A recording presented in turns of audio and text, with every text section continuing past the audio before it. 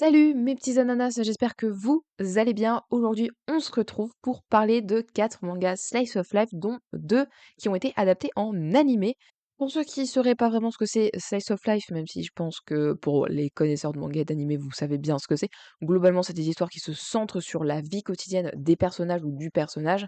Ça se passe très très souvent à l'école, mais ça se passe parfois pas du tout à l'école. Il y a énormément de mangas d'animé slice of life qui se passent à l'école. Même énormément de mangas sont clairement mis slice of life, mais là on va vraiment parler de mangas slice of life, mais vraiment très très chill, parce qu'il y a vraiment des mangas slice of life qui sont pas du tout chill. Par exemple, Oyasumi Punpun, c'est quand même sacrément dark. Mais c'est slice of life parce qu'on suit le quotidien de Punpun, le personnage principal. Mais bref, donc petite précision, vraiment des slice of life assez, chill et assez vie quotidienne, qui se rapproche un peu de la vie quotidienne qu'on pourrait avoir entre guillemets chez nous, enfin nous même. Voilà, c'est la petite précision que je voulais faire. Si vous voulez voir mes autres vidéos de recommandations d'animés et de mangas, je vous mettrai la playlist dans le i en haut à droite, ainsi que vous la retrouverez tout en bas de la description. De toute façon, quand vous cliquez sur la fiche, ça vous ramène tout en bas de la description. Avant ça faisait une petite, un truc à côté. Donc du coup, je pense que je vais pas perdre plus de temps et puis je vous laisse avec la suite. Comme il y a 2 mangas et 2 animés, on va faire manga animé, tout simplement.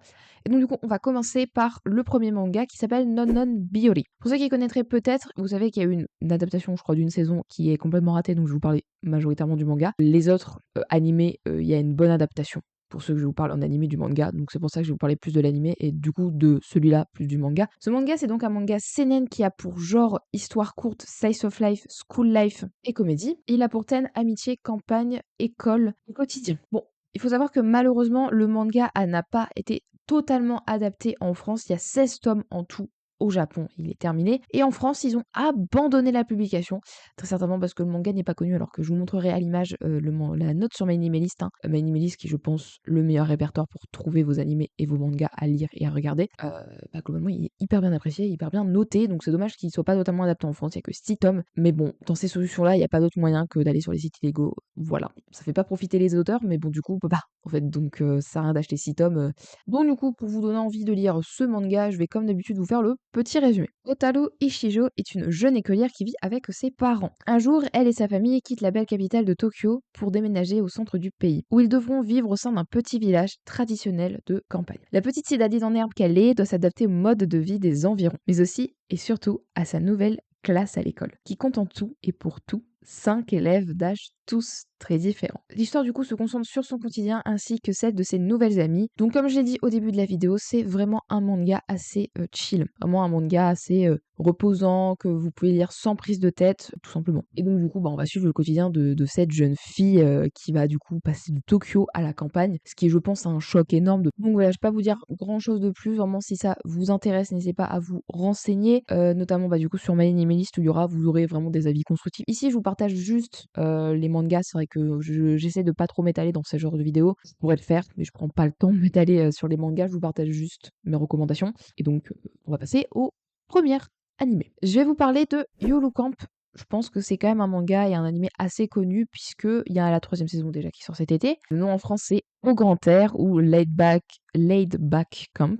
Donc comme je vous ai dit, l'animé a 3 saisons de 12 épisodes et c'est donc un manga à la base. Il a pour genre comédie et slice of life et pour thème amitié, quotidien et camping. Comme c'est indiqué dans le nom, tout simplement, c'est une bande d'amis qui va faire du camping ensemble. Je vais faire quand même le résumé, mais globalement c'est ça. Donc je vous ai parlé de camping, mais plus précisément, c'est une histoire qui va se dérouler dans plusieurs campings qui se passent autour du mont Fuji. Donc nous allons faire une escapade autour du mont Fuji, donc le mont sacré au Japon. Rin Shima, adolescente de petite taille, est adepte du camping en solo. Lorsqu'elle n'a pas cours, elle aime écumer les campings autour de chez elle pour profiter du calme et de la vue. Un jour, elle rencontre par hasard Nadeshiko Kagamihara qui va lui faire découvrir les joies de camper en groupe. Voilà, comme je vous ai dit, une amitié, une bande d'amis qui va s'amuser à camper puisque c'est une passion pour eux, ils adorent ça. Chacun ses hobbies, mais je trouve que c'est hyper sympa parce que c'est un thème, comment dire, c'est original par rapport à plein d'autres mangas. Enfin, juste une bande d'amis qui campent. C'est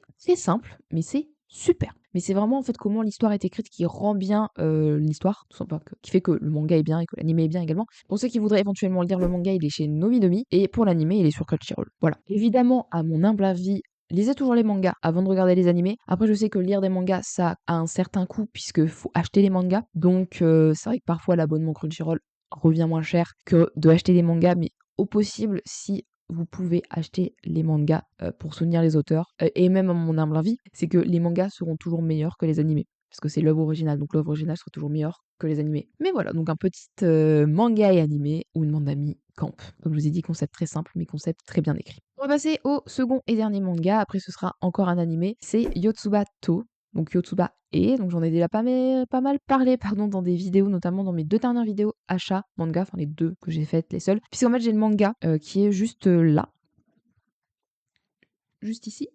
Le tome 1 est mal rangé. J'en ai parlé dans ma vidéo du coup d'achat manga. C'est un manga qui est en suspens en fait. L'auteur, je sais jamais si je crois que les deux se disent, bref. Bah, en fait, elle écrit pas le manga puisqu'elle a des problèmes, je sais plus exactement. J'avais fait les recherches pendant le montage et j'avais pas trouvé. Donc le manga est là, mais il a pas de suite. Après voilà, un manga comme Yotsuba, je sais pas vraiment si une suite, même une fin est faisable tellement c'est poussable à énormément de choses en fait. Quand je vais vous en parler, vous verrez. C'est donc un manga shonen qui a pour genre comédie, histoire courte et slice of life. Histoire courte parce qu'en fait à chaque nouveau chapitre ou chaque 2 nouveaux chapitres, c'est une histoire différente. Et donc le manga a pour thème quotidien, monoparentalité, jeunesse et famille. Et donc du coup ce manga est à l'instar du premier, donc c'était Non Non Biori. C'est pas une famille qui déménage de la ville à la campagne, mais une famille qui déménage de la campagne à la ville, plus précisément un père et sa fille. Donc comme je vous ai dit, le manga est centré sur la vie d'une petite fille de 5 ans qui s'appelle Kouai Yotsuba,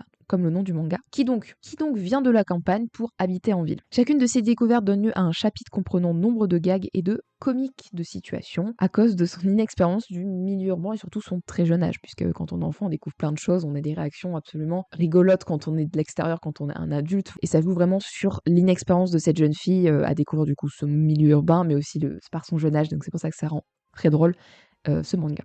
S'ensuit au fil des chapitres la vie quotidienne, parfois quand même tumultueuse, souvent amusante de Yotsuba et de son papa, dans leur nouvel environnement et leur nouvel habitat. Voilà, tout simplement. C'est un manga du coup qui se base vraiment sur l'humour, le gag et du coup les situations comiques avec ce personnage de Yotsuba qui est une jeune fille qui découvre l'environnement urbain comme je vous ai dit et qui découvre tout simplement la vie parce qu'à cet âge-là on découvre la vie tout simplement, on découvre tout en fait.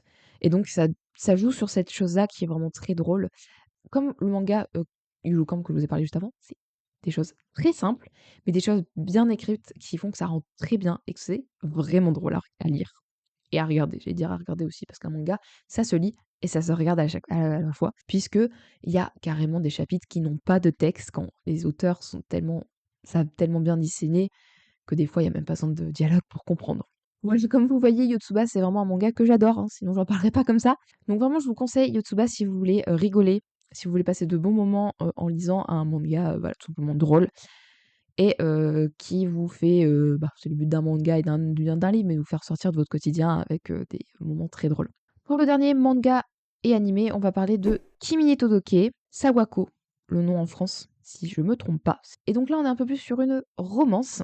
C'est donc un shoujo qui a pour genre comédie, slice of life et romance, et pour thème amitié, école et quotidien. Donc, comme je vous ai dit, c'est une romance qui, du coup, a été adaptée en animé très tôt après la sortie du manga, mais qui a eu une grosse pause d'une 11 années, je crois. Ou 13. À chaque fois, j'arrive pas à te faire voir. Je crois que c'est 11. Et du coup, la suite sort. Non, est déjà sortie début août. Donc, elle est sur Netflix. Je sais pas si les 2 premières saisons sont sur Netflix, mais la suite est sur Netflix. Je viens de vérifier et les 2 premières saisons sont bien sur Netflix, mais également disponibles sur ADN. Par contre, vraiment, la dernière saison, que sur Netflix. Kimi Itodoke, donc, raconte l'histoire d'une jeune fille nommée Sawako Kuronuma. Voilà pourquoi le manga s'appelle Sawako en France. Elle entre au lycée et se promet une chose, se faire des amis. Mais des tas d'obstacles se dressent entre elle et ses camarades. En effet, Sawako possède une apparence qui laisse presque tout le monde perplexe. Elle a une peau pâle, des cheveux longs et noirs, un regard assez sombre. Sawako devient celle que l'on fuit, qu'on craint, dont on se moque. Globalement, elle subit un peu de harcèlement quand on lit ces mots. De plus, ses camarades l'ont surnommée Sadako, qui fait référence à un film qui s'appelle Ring, que je ne connais pas du tout. Ils l'appellent comme ça parce qu'il y a des rumeurs comme quoi elle parlerait aux fantômes. La persévérance reste son atout, mais elle est timide et réservée, et elle a un manque de confiance en soi, ce qui fait qu'elle ne réussit pas à se rapprocher des autres, ça ne l'aide clairement pas. Mais un jour, un garçon, le plus aimable et le plus populaire de sa classe, commence donc à lui parler, et tout change ainsi pour Sawako. Kazeaya, donc le garçon, la salue tous les matins et montre que du coup, il ne faut pas juger les personnes sur leur apparence et sur les rumeurs qui circulent sur eux, tout simplement. Voilà, un manga et un animé qui parle vraiment de choses importantes qui se passent énormément au Japon quand même le harcèlement, en France aussi, mais au Japon, je crois que c'est l'une des choses qui a le plus de suicides chez les jeunes, si je me trompe pas. Je sais pas les dernières stats, en tout cas, c'est ce qui circulait pas mal ces 10 dernières années, malheureusement. Ça parle de harcèlement, du coup, comme je vous ai dit, mais ça parle aussi de romance avec ce jeune homme, Kaze Aya, qui grâce à lui, elle subit moins de harcèlement et ils vont avoir une relation ensemble, tout simplement. Sinon, ça ne serait pas une romance ou un shoujo. Parce qu'on rappelle quand même que les shoujo, c'est beaucoup des romances. Voilà. De toute façon, quand on voit les affiches et les mangas, etc., on voit que ça paraît logique en fait qu'ils vont finir ensemble. C'est d'une logique. Donc me dites pas, ne décrivez pas au spoil, c'est d'une logique énorme. Mais bref. Donc un manga hyper intéressant, un peu plus dark entre guillemets, pas trop, mais en gros qui parle un peu plus de sujets difficiles et importants quand même à parler le harcèlement. Et donc du coup, un manga et un animé que je pense qui va vous plaire, surtout si vous adorez les romances et les shoujo, d'autant plus, hein, ça va vous plaire. Qui est donc publié en France chez Kana, il a 30 tomes, donc chez Kana Shoujo, donc avec la cote, le kana en rose, complètement cliché, mais on va rien dire, alors que le kana chez les shonen est jaune. Et il est du coup chez ADN et chez Netflix. Mais pour la dernière saison, c'est vraiment que c'est Netflix, comme je vous ai dit, chez Netflix. Elle a pu à parler français. Donc voilà, c'est déjà la fin de cette vidéo, j'espère qu'elle vous aura plu. N'hésitez pas à me dire en commentaire si vous avez d'autres mangas slice of life un peu chill comme je vous ai présenté dans la vidéo, à me partager et à partager aux autres mangas et animés hein, également. N'hésitez pas du coup à le dire en commentaire. Comme je vous ai dit au début de la vidéo, n'hésitez pas vraiment à aller voir mes autres recommandations mangas et animés dans le i en haut à droite, donc tout en bas de la description parce que je l'ai déjà partagé, je vais pas le repartager, donc vraiment tout en bas de la description. Et donc du coup, j'espère que cette vidéo vous aura plu et puis on se retrouve la semaine prochaine pour une prochaine vidéo. Bye bye.